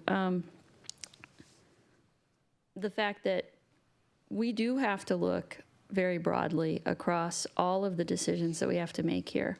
And I think it's really important that before we go out and ask residents for more money, for example, with a utility tax, to say you have to pay a 6% utility tax, that we're making good decisions across the board, and that if there's money sitting in an ending fund balance in one place, that we not then go tell people we're out of money in another. In terms of the town square, and I was a little disappointed because I feel like we're listening to the Parks Commissioners, but I'm not sure that they're listening back. While I appreciate your concerns about the town square, when you say no one wants it, we've heard from a lot of people, particularly our youth, and I think that one of our primary duties as a council is to look long-term, and that we have to be making good decisions for the future. It's important that we make good decisions today, but it's really important that we leave this place better for the next generation and those to come. And our kids are literally begging us for something to do in our city. If you are not involved in a school-sponsored activity, there is not a whole lot to do here in the city. And they're asking for things like that, and they want spaces to gather where they can come together and gather. That they love our parks, but can't really hang out in the parks after dark because they close. And in case you didn't notice, in the winter, it gets dark really early. So I appreciate your concerns, and I have heard them. I think we had some good conversations, but we really need to look at this. And as we know, if we don't acquire land and somebody builds a building on it, we're never going to get that land back. And so that's part of what this is. I heard comments from people like, you're punishing us on the Parks Commission, or you can't take our CIP funds. All of the funds that we have here at the city belong to all of the residents of Sammamish. They don't belong to the Parks Commission, and they don't belong to the council. So I think that's really important. I heard that we're disrespecting people, and I'm sad to hear that, because I think we did listen, and I think we responded rather quickly. I've heard that we're going to benefit a developer. Well, that couldn't be farther from the truth. That's not going to happen. There's no public, giving public good or whatever. That's just absolutely not the case. I heard somebody say, you're taking away our Notch property. We're actually not. We're looking to double it. We're looking to make it bigger. And I've heard that a Parks Benefit District would bail out the city. I think the council over the years, all of the councils, including this one, have always prioritized our parks, and we've spent a lot of money on parks. We spend more money per capita on trees in the city of Sammamish than we do on human services. I'm not saying that's necessarily bad, but I think we need to keep this all in perspective. And if we were to create a Parks Benefit District, it wouldn't be to bail out the city. It would be to find a way to preserve that parks money so that when there are hard times, it's already protected, it's separate. So I just want to throw all that out there. And I appreciate people coming and giving comment. The idea that we have ample community gathering spaces in the city is also very far from the truth. Again, we hear constantly from people that we need more gathering spaces and larger gathering spaces. We are, as we found out, we are a bedroom community, right? PSE, a lot of people were like, why isn't PSE prioritizing us higher? Well, they had to prioritize other things like hospitals and schools and commercial spaces, so people had the goods that they needed first. And so we kind of sometimes get prioritized last because we are a bedroom community, but that means we have a lot of people here and they need places to gather. So I hear you. I appreciate this. I hope that we can have more constructive, open dialogue and not go to feeling like you're being punished or that we're not listening, because we're always here. And if anybody calls me, I always call you back, and sometimes I track you down to have those conversations as well. So appreciate all the comments. Thank you. Councilmember Train, you'd like to speak to this amendment?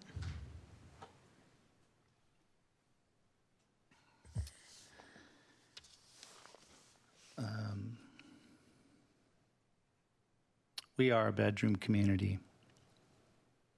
And we should keep that in perspective.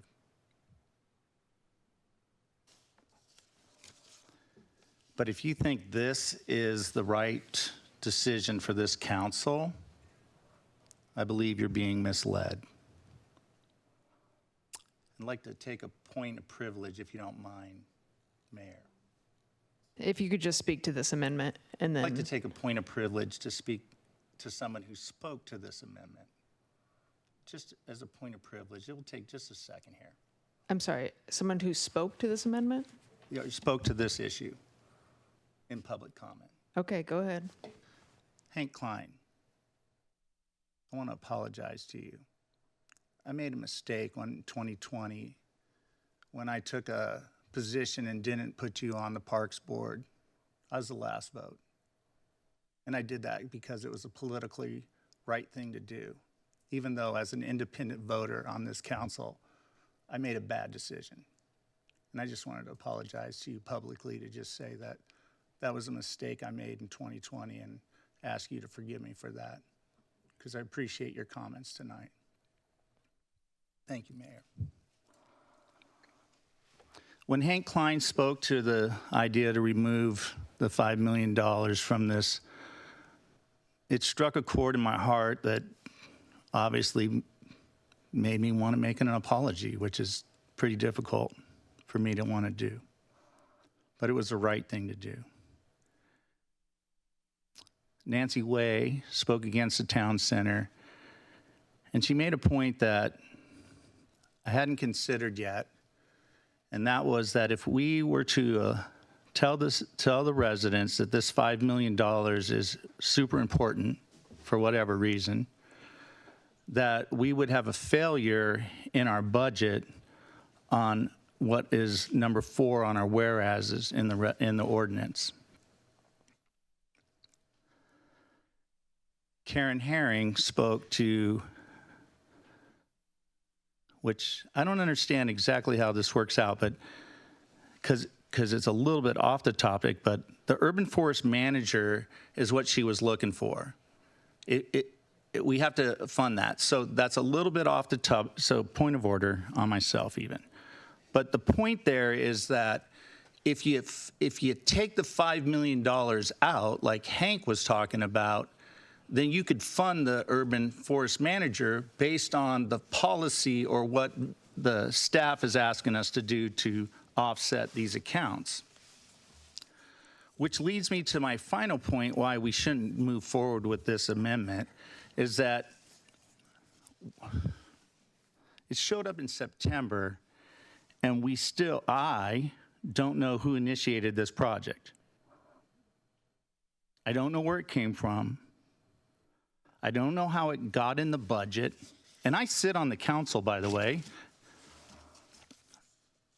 I don't understand why we would tell the citizens that $5 million is cool if we have a deficit spending in the area of about $40 million for this biennium. So if I could save another 5, now I got it down to 35. That seems like a good move. And then before we raise any taxes, we need to study the efficiencies of the city, because if we're going to go to the city and ask for them to pass a bond or pass a measure to increase utility taxes, we have to show them as a council that we actually are doing the best with the money that we actually are receiving from them going forward. Spending $5 million for one piece of property would be completely inappropriate. Which leads me to the last point. And so, Emily, I need your help. Is she still online? I'm here. Yep, I'm here. Emily, on legally, there's because my next points would be about land acquisition. Mm-hmm. And so land acquisition normally would take place in executive session. So at this point, I'm looking for advice as to whether I should make my comments or if we should go to executive session so that I can make my comments about land acquisition. I mean, it depends on what the comments are. Are they going to impact the price in some fashion, material fashion? I believe that's already happened in the public, so yes. I mean, it's a council decision. I don't have the background to speak to this specific need for the executive session in this context. If you're concerned about the value of the property and how that might impact what the council will, can do, then an executive session could be appropriate. Is this for this amendment specifically, or is this for the budget overall? No, this is for this amendment, because this amendment is to spend $5 million. That's not quite the amendment. So I just want to make sure we're speaking just to this amendment, not talking about So snaky politics, or what are we talking? Okay, Councilmember Treen, if you're done speaking to this amendment, we're going to move on and vote.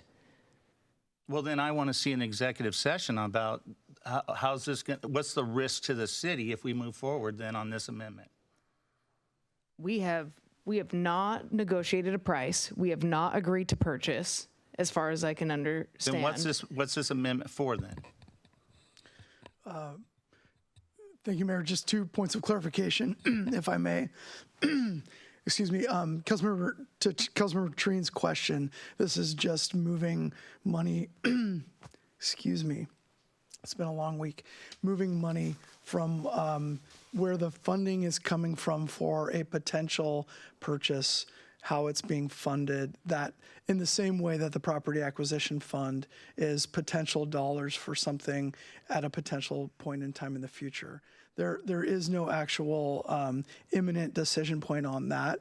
This is just the budget component of identifying a funding source for a potential purchase. So hopefully that's helpful clarification. So for trust and transparency, what you're saying is this is just saying we're going to earmark $5 million for land acquisition in a town center. At this point in time, Councilmember Treen, that is correct. It is a prospect. Any future decisions by council along the same lines as the potential utility tax would require council action and deliberation at that point in time. And so the decision in front of you is simply moving where that funding source, where it's pulling the dollars from. And that's for council to choose one way or the other on that one. Well, then I move to amend the amendment to also state that it goes through the process of the Parks Board. Can I get a second on that? It's not how it works. Okay. Thank you very much for your time. It's very clear that at this point, I'm on a hostile council, and I appreciate the fact that no one has seconded anything I've proposed in such a long time that I don't even know why I sit here. Have a nice evening. Okay, would anyone else like to speak to the amendment that is on the floor? Councilmember Stewart. Yeah, I just want for the public to understand that aside from just being fiscally irresponsible, which I trust that my fellow council members are not, it would be illegal for us to overpay for a piece of property. So anytime we're going to acquire property, we obtain a independent assessment of an appraisal of that property, and we cannot pay more than 10% above any assessment. And we work very hard as a council to negotiate that price as low as possible. So the implication that we would, do something to benefit somebody and just pay them is not how this works. It's not even, we can't even do it. And our city manager would not propose it. Our city attorney wouldn't sign off on it. So I just want to assure everyone that that doesn't happen and it can't happen. Thanks. All right, does anyone else want to speak to this amendment specifically? Councilmember Gupta? Yeah, thank you. I think one thing to also highlight is the 6-year Parks CIP does not reflect the impact, as far as I'm aware, does not reflect the impact dollars that we would receive from the development of town center. So we have parks impact fees. I think they're about $4,300 per multifamily unit. From my understanding, we're also looking to update those next year in 2025. As you all know, things are not getting cheaper, so I imagine those fees would go up. So we would receive money, impact fee money, for every unit that is built in town center. Parks impact fees, just like all of our other impact fees, are restricted funds. They can only be used to increase the capacity of our park system. They cannot be used for ongoing maintenance. They can't be used for operations. They have to be used for capital projects to increase the capacity of our park system. So those dollars are not currently reflected in the park CIP. They are coming in some fashion. And, you know, I don't have a number for you on what that's going to end up being, but there is a potential offset that we know is coming in some degree that can help fund the development of this parcel and maybe recoup some costs for the purchase as well. Thank you. Councilmember Lamb to this amendment. So I just wanted to reiterate to the Parks Commission members that are here today that council has always supported parks. We have supported all the master plans that have come forward. We have supported all the acquisitions. Regarding the town square, I'd like to add that the Parks Pros plan, it classifies all the city parks in the city, and the classifications also include a category for special use parks, and it specifically mentions public plazas, of which the town square is considered a public plaza, so it is in the parks plan. We have also heard through many surveys that the residents of our city want more places to shop, you know, more restaurants.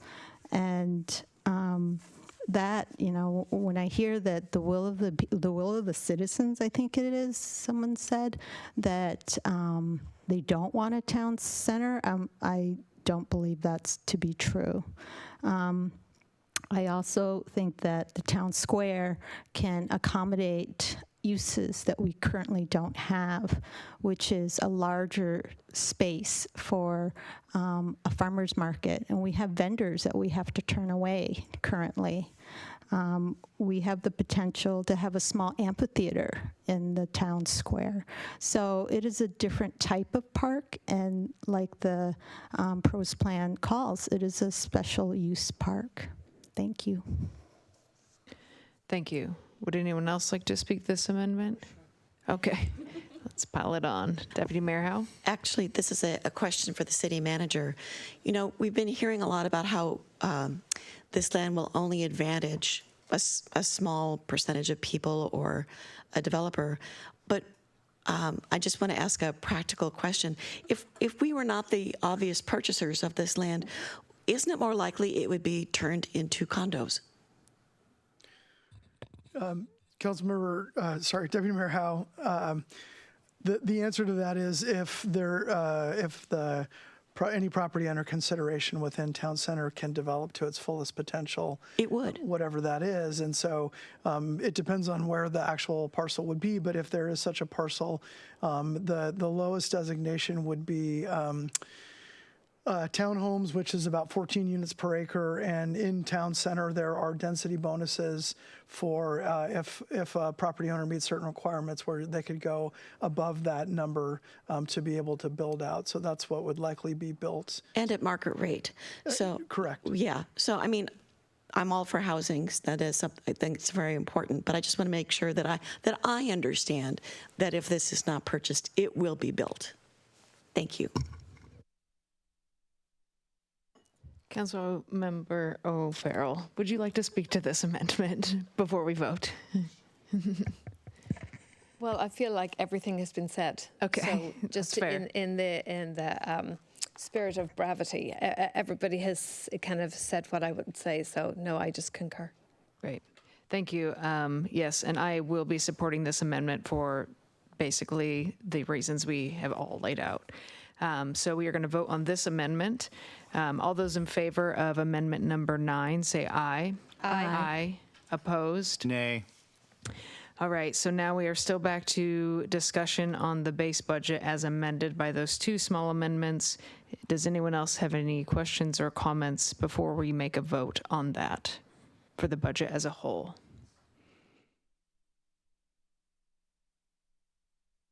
Just want to make sure, last call, because I know this is a catch up last time. Okay, all those in favor of the budget and ordinance 2024-576 with, as amended, say aye. Aye. Aye. Opposed? Nay. Great, thank you so much, Council. I know this has been a slog.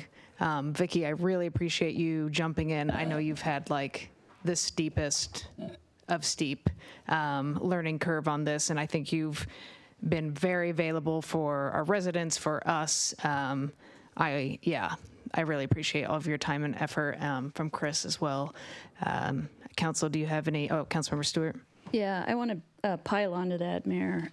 Just thanking the finance department and all of the staff, the city manager. This is a tough budget year. In working with our neighboring cities, not all of them are faring very well. And so I really appreciate all of the efforts here. And we're still doing, I think, great work of making decisions for our future generations. And I will say that that's why I got on this council. It wasn't for me. It was for those future generations to really make sure we can do that. So thank you all very much for all of this work in a challenging year, including working on our partner agency budgets as well. Thank you. All right, if there are no other thank yous, I'm sure you'll be getting a much-deserved break in a bit, Vicky, so I really appreciate all of your work. I think that's it, but Scott? Yeah. Thank you, Mayor. A few items to run down here. As this is Thanksgiving week, I just want to remind that City Hall will be closed unless it is needed on Thursday and Friday. However, if we still have folks out of power, we will find a way to be open. So I just want to be clear about that. The latest update that I've gotten from PSC is they're hoping to clear everything by tomorrow. They are finding that sometimes when they are reconnecting the wires, they're finding new problems that they couldn't see until they lit it up. So it's causing some delays in some areas, particularly here in town. So ask for everyone's patience on that. Believe it or not, the main city phone lines are down. We've had this problem at our maintenance and operations center where thieves have stolen the copper wire out on the outside, and it's acting the same way. And so we are trying to determine that. However, in the meantime, we have posted a email address of frontdesk@sammamish.us where you can send in any question, and we are monitoring that all day long, and we will get back to you as soon as possible. But apologize that the main lines are down at the moment. So that is under repair. Upcoming, I just want to remind that the December meetings are both special meetings because we are starting both at 5:30.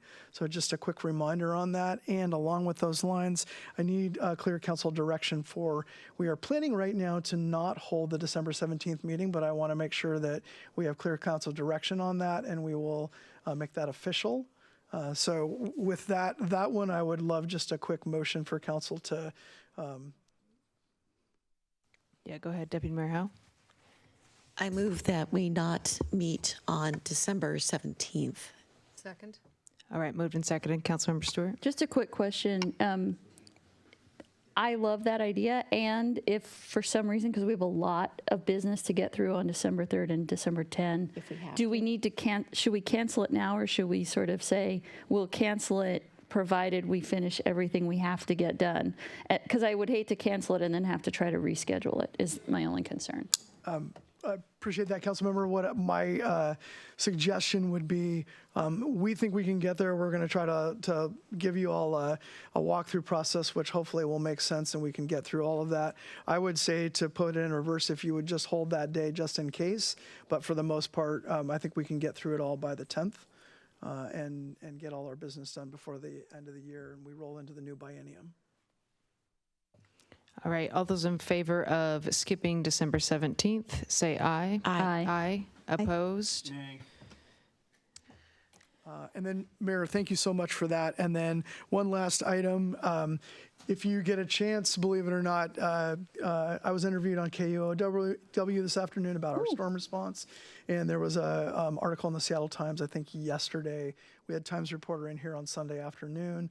They came in, so take a look for those. There have been some very positive responses from the community about our response and helping residents out. So really want to thank both the Times and KUOW for reaching out on those. With that, that's all for my report. Thank you, Mayor. Great, thank you. Council, does anyone have anything to add or share? I see fingers. Deputy Mayor Howe? I was going to point at Amy to talk about the daisies. I have their thank you cards. You can talk about them too. We met with a Girl Scout troop of I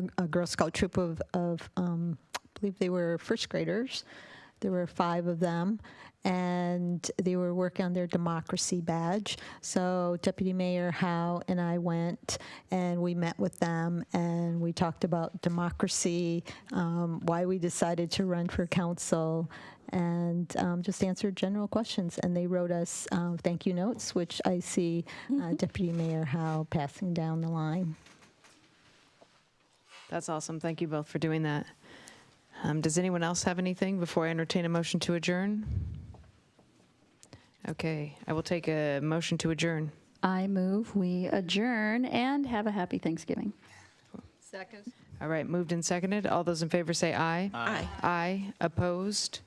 All right, good night, everybody. See you in 1 week. No, 1 week, 1 day.